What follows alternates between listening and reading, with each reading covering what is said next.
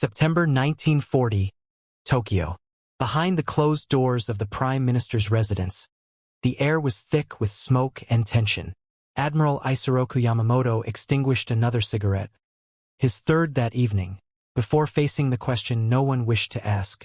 If Japan goes to war with the United States, what are our chances? The room fell silent. Ministers leaned forward, expecting reassurance. Instead, Yamamoto delivered words that chilled everyone present. For 6 months, perhaps a year, I can guarantee victory. After that, I have no confidence at all. This was not the voice of doubt, but of a man who had already done the math.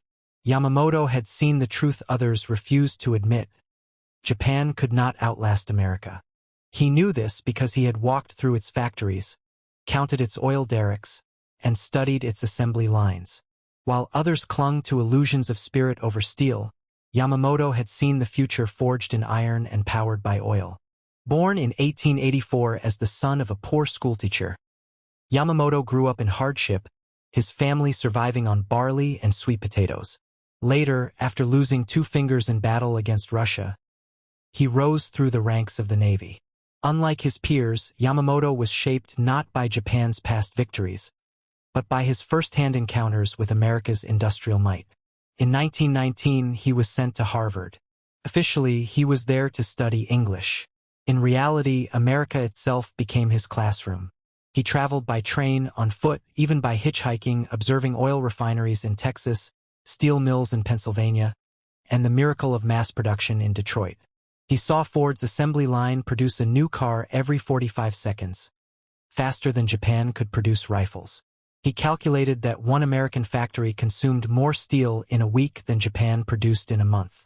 He watched oil gush from Texan wells, more in a day than Japan imported in a year. And what shocked him most wasn't just the scale, it was the waste.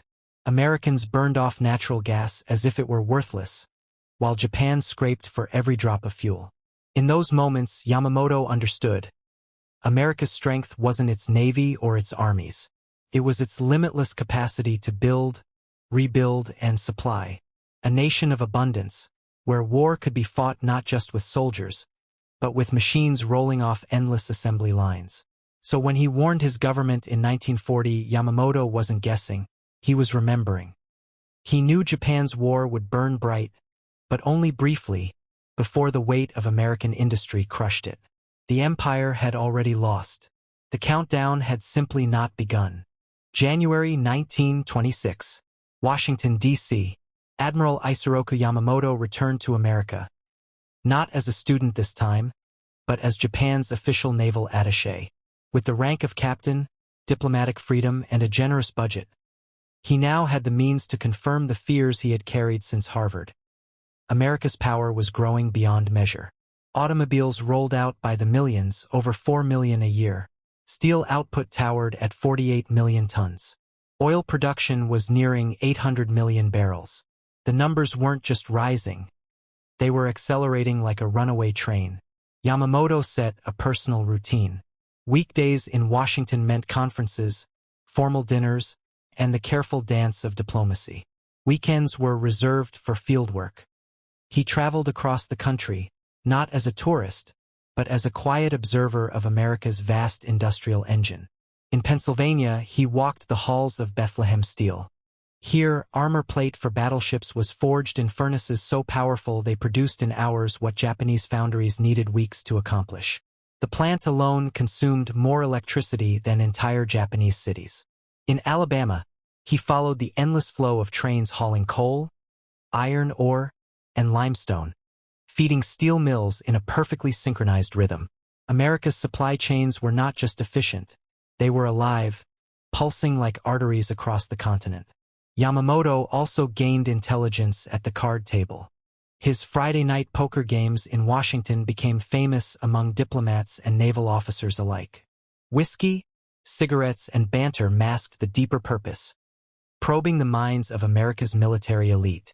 Captain Ellis Zacharias of Naval Intelligence later admitted that these poker nights were unofficial duels in strategy.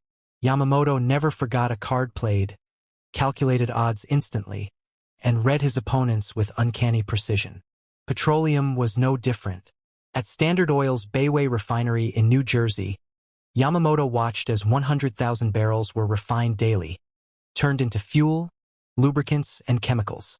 The latest cracking towers doubled efficiency, extracting gasoline in quantities Japan could never dream of. To Yamamoto, the formula of American warfighting became clear. Unlimited resources multiplied by unlimited production, multiplied again by unlimited innovation. It was, he concluded, a guarantee of inevitable victory. By late 1926, Yamamoto turned his attention westward. In California, he found not just military bases and shipyards, but the rising aviation industry in Los Angeles. Douglas Aircraft was already experimenting with designs years ahead of Japan. The oil fields of Southern California stretched to the horizon, pumping more fuel in a year than Japan could consume in 5. The ports of San Pedro and Long Beach, with their automated cranes and electric systems, could load more cargo in a single day than Tokyo managed in a week.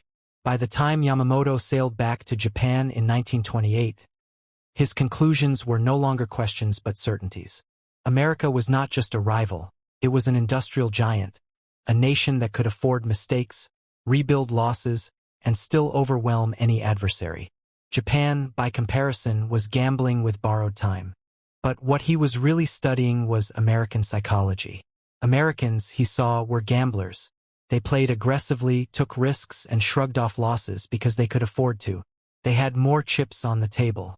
Japan is playing with borrowed chips against a player who owns the bank, Yamamoto once remarked after a game. It was a metaphor that would haunt his strategic thinking.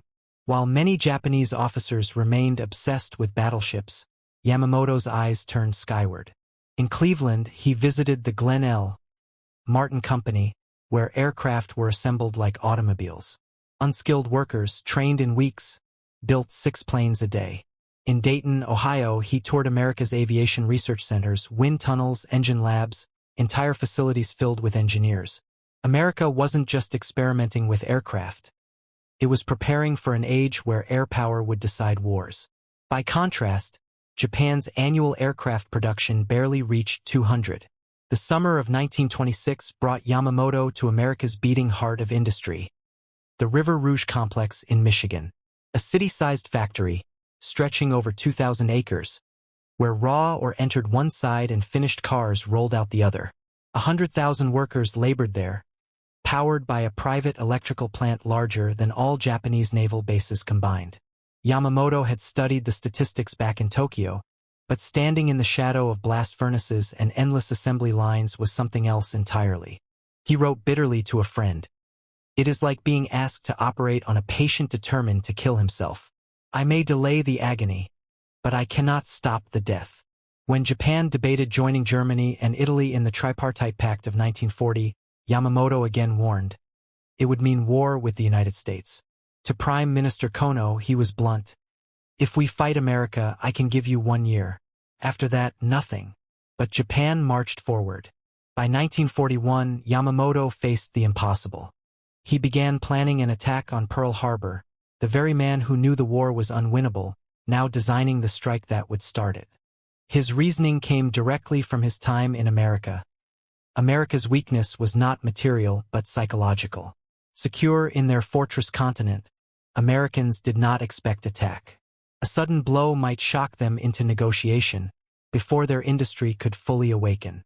When Yamamoto returned to Japan, he carried with him more than memories of America. He brought back a warning, bound in a 200-page report.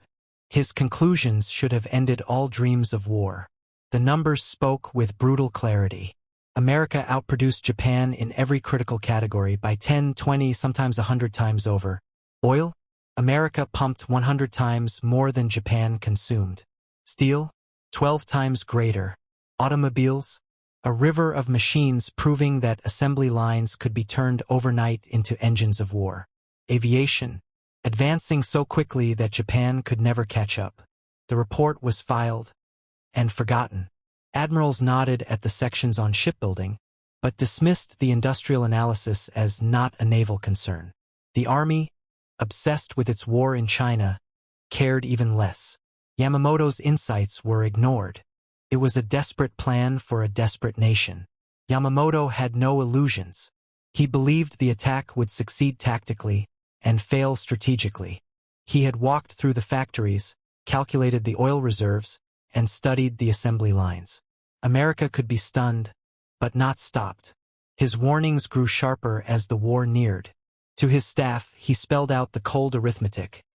America has 500,000 tons of oil in reserve for every ton we possess. They produce 500 times more steel. Their factories can retool in weeks. We have already lost this war. We simply have not yet begun to fight it. In September 1941, at a graduation address in his hometown, Yamamoto warned students not to underestimate America. They may seem luxury-loving and soft. They are not. They are adventurous, scientific, full of fight. They have all the oil they want. Japan should not fight America. His words fell on stunned silence. When the reports reached Yamamoto aboard the Yamato, he simply nodded. "The American giant is awake," he said. "From now on, we fight only to delay the inevitable." The inevitable was overwhelming. In the 18 months after Midway, America launched 17 fleet carriers and 76 escort carriers. Japan managed 6.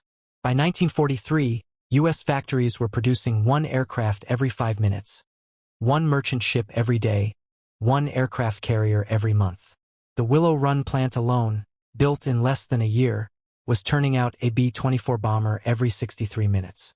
This was the future Yamamoto had glimpsed years earlier in Detroit and Cleveland. The same production lines he had studied were now building the instruments of Japan's destruction. The oil situation was catastrophic. Even with the Dutch East Indies fields under occupation, Japan could not keep up. America produced in a month what Japan's captured fields produced in a year. Submarines, mass-produced and deployed in swarms, cut Japan's supply lines until tankers never reached home waters. "I told them about the oil," Yamamoto confided in his diary. "I showed them the numbers. They did not believe. Now our ships sit in port for lack of fuel while the Americans roam at will." Even to his mistress, he confessed in private letters. "The government lies to the people. They say America is weak and divided. I have seen their strength. We are insects declaring war on a dragon." On December 7, 1941, Yamamoto's plan unfolded with devastating precision. Pearl Harbor burned. 8 battleships shattered. Nearly 200 aircraft destroyed. Over 2,000 lives lost. Japanese losses were light. Across Japan, crowds cheered.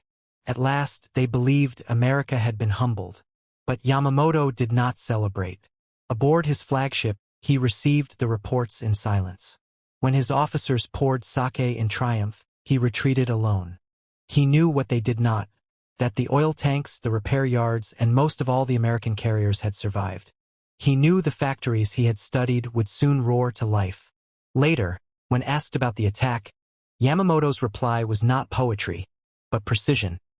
"A military man cannot pride himself on striking a sleeping enemy. Judge me after you see what the enemy does, for I know he will rise, angry and determined."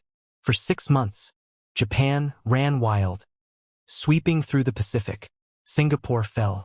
The Philippines fell. The Dutch East Indies fell. By mid-1942, Japan controlled an empire stretching across Asia. When search teams found him still strapped in his seat, hand resting on his sword, they discovered a folded poem in his pocket. "I have seen the future. It belongs to those who build, not those who destroy." Yamamoto's death silenced the one Japanese leader who had fully understood America's industrial might. His prophecy proved flawless. 6 months of victory, then inevitable defeat. By 1944, the United States was producing in a month what Japan produced in a year. The war ended as Yamamoto had feared it must, under the weight of America's industry and science. The atomic bombs that fell on Hiroshima and Nagasaki were the ultimate expression of the power he had tried to warn against. Built by 130,000 workers, costing more than Japan's entire wartime budget, and consuming more electricity than whole Japanese cities, the Manhattan Project was proof that Yamamoto had been right all along. Japan had declared war not on a country, but on an industrial civilization beyond its reach. A voice from Washington, the 1920s. One of Yamamoto's old poker companions, now broadcasting in Japanese, reminded listeners of a truth they had ignored. Your Admiral Yamamoto knew this day would come. He saw our factories, our oil fields, our laboratories. He warned you. You chose not to listen. The final record of the war proved every calculation correct. Between 1941 and 1945, the United States produced 300,000 aircraft. Japan, only 76,320. Aircraft carriers, 141 to 16. Submarines, 203 to 126. By early 1943, Yamamoto carried himself like a man already resigned. To his mistress, Chio Kawai, he wrote, "I am like a doctor with a patient I know is terminal. I can ease the pain, but I cannot change the outcome." His final strategic report in March 1943 was stripped of poetry. Just mathematics. America had replaced every ship lost at Pearl Harbor twice over. Their pilot training in 1 year exceeded Japan's entire pre-war effort. Their production increased monthly, while Japan's declined. Victory is decided by arithmetic, not courage, he concluded. The arithmetic dooms us. Days later, American codebreakers intercepted Yamamoto's inspection schedule in the Solomon Islands. The decision was made, Operation Vengeance. On April 18, 1943, 18 P-38 Lightnings swept in low over 400 miles of ocean. These planes, products of Detroit assembly lines, burning Texas fuel, guided by precise navigation, embodied everything Yamamoto had warned about. At 9:34 a.m., they intercepted his transport. Seconds later, his Mitsubishi bomber crashed into the jungle of Bougainville. That prophecy, like all the others, proved true. In his final letter to a friend, Yamamoto found a grim peace. "I warned them about the factories, the oil, the endless production. They chose war anyway. I led the fleet knowing we would lose, hoping only to lessen the catastrophe. History will decide whether I was right to serve a cause I knew was doomed.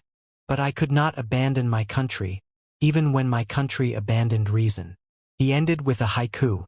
"Spring rain in Texas. I saw iron become doom. Math defeats courage." And so it did. The 6 months he promised lasted precisely, from December 7, 1941, to June 4, 1942. After that, the tide of American industry swept forward like a storm. Yamamoto's tragedy was not that he miscalculated, but that he calculated too well. He measured the truth his nation refused to hear. And in the end, the giant he feared awoke, exactly as he said it would. Admiral Yamamoto's life was not just about defeat. It was about the courage to speak truth when that truth cut against pride, tradition, and power.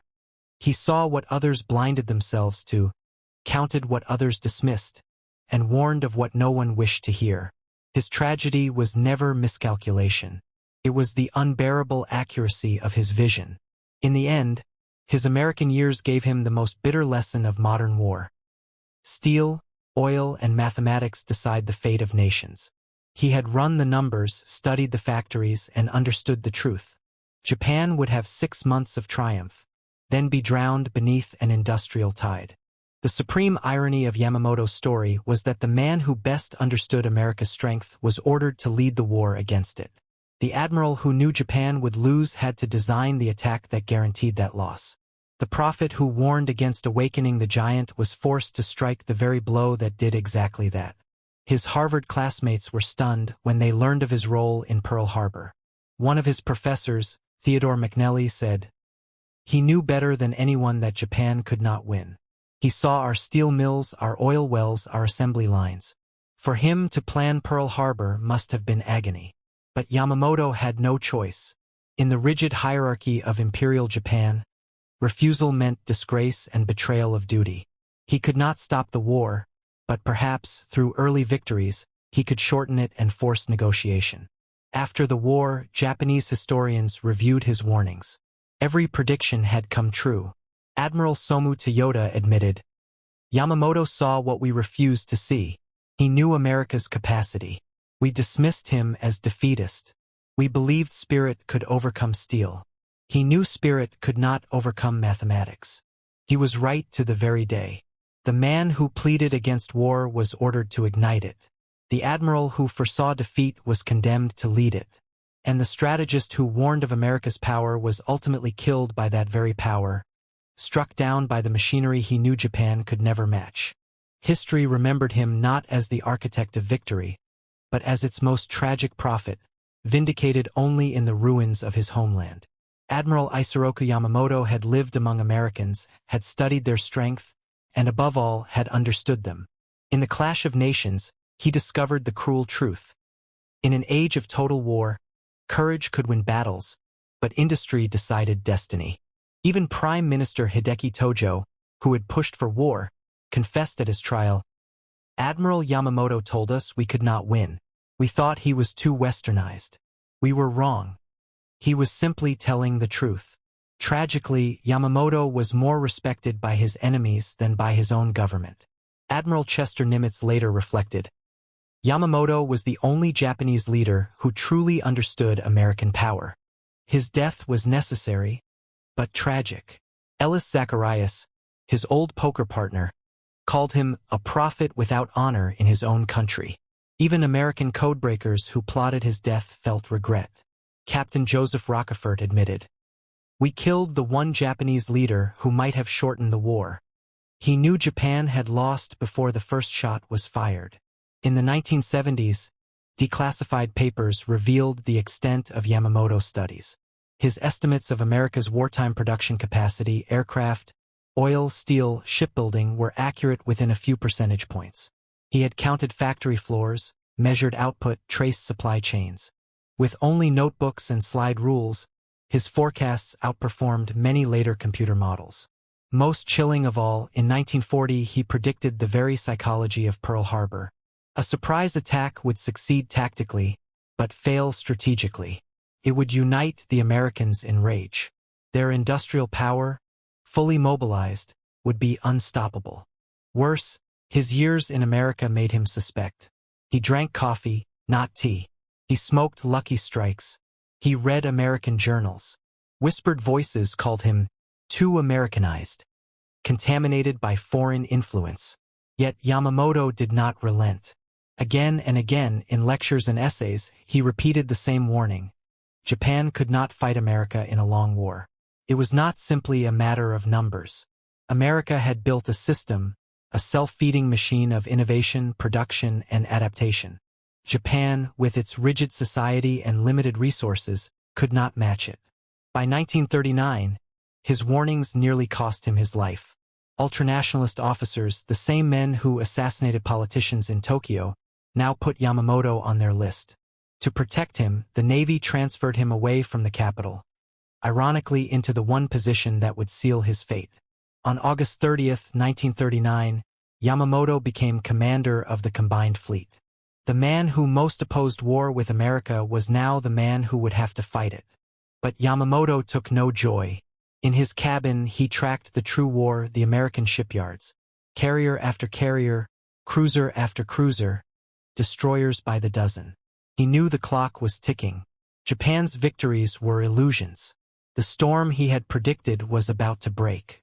By mid-1942, Yamamoto's darkest predictions began to unfold with brutal precision.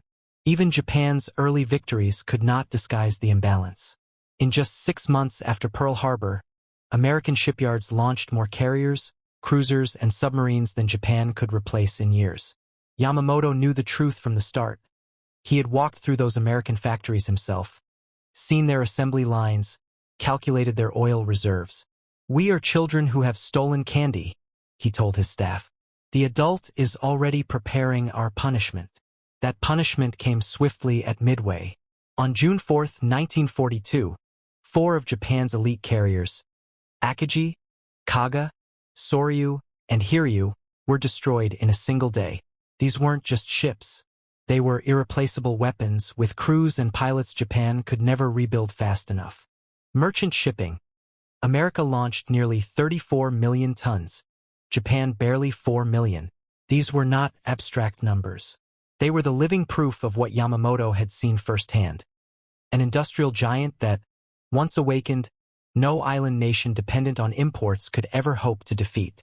When Japan finally surrendered, Allied forces uncovered Yamamoto's private papers, unsent letters, diaries never meant for public eyes.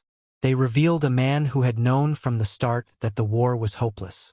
In a draft letter to Emperor Hirohito on December 1, 1941, just days before Pearl Harbor, Yamamoto confessed, "Your Majesty, I have failed to prevent this war. I know we cannot prevail. Their factories can produce without limit. Their oil can fuel operations without end. Once angered, their people will not stop until victory is complete. I can promise 6 months of triumph. After that, mathematics will take over. We are 70 million without resources, facing 130 million with endless resources. The result is inevitable." Another letter, written shortly before his death to his successor Admiral Koga, carried the same despair. "You will inherit a doomed fleet, not for lack of courage, but because of industrial mathematics. For every ship we lose, they will build 3. For every plane destroyed, they will build 10. For every gallon of fuel we burn, they swim in oceans of oil. We do not fight a nation, we fight a continent of factories."